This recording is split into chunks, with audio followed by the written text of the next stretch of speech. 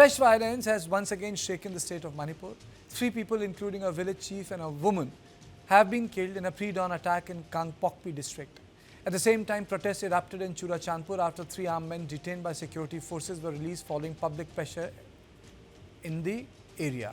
So is Manipur slipping back into a cycle of violence, and has the state failed to address the deeper fault line between communities?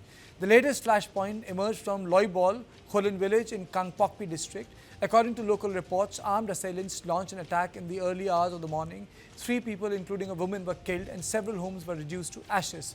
The violence forced terrified villagers to abandon their homes and seek shelter in nearby forest areas. While local accounts have attributed the attack to the members of NSCN, IM and ZUFK, authorities have not officially confirmed those allegations. With tensions already running high between Naga and Kuki groups, investigators now face the challenge of establishing responsibility before the situation spirals further.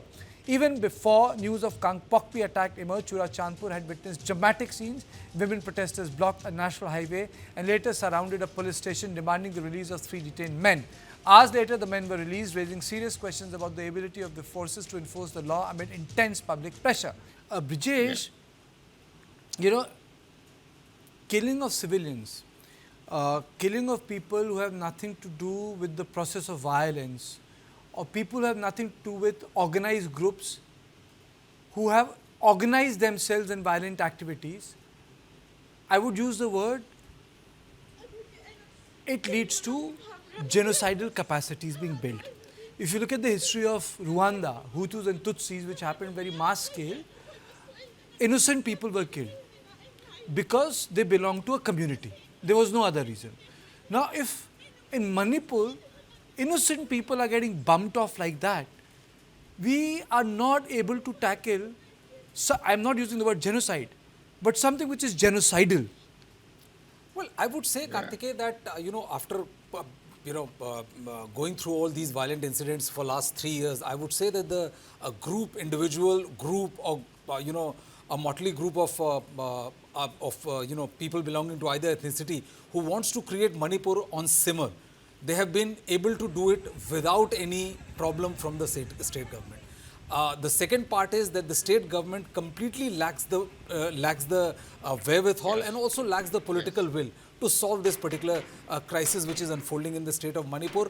I refuse to believe that if the intent of center state would have been to eradicate violence, would have to make sure that 6 Nagas youths being abducted and they're not able to find out where exactly are they. They have just simply vanished in thin air, and they were thinking that that the situation would not come to this is like living in a fantasy land. So if you ask me, I mean, it has been 3 years. Yes. And you have enough boot on ground, and if you don't have intelligence, I think it is more indictment or more indicting of the government rather than these forces, because these forces are inimical to the interest of the country, to the interest of the state. They would want Manipur to be on boil. And what happens, if you remember lone wolf killing in Kashmir. Lone wolf killing in Kashmir, you don't have to kill 500 people to get the desired result. You start killing one people, and 3rd day or the 4th day, you have Brijesh, when I was speaking to my sources, they said that when Nagas were neutral, they were able to move from one area to another because at least there was one neutral community. Now, all 3 communities have taken position. It is also hampering security operations throughout Manipur, and I'm saying this with great authority after speaking to people.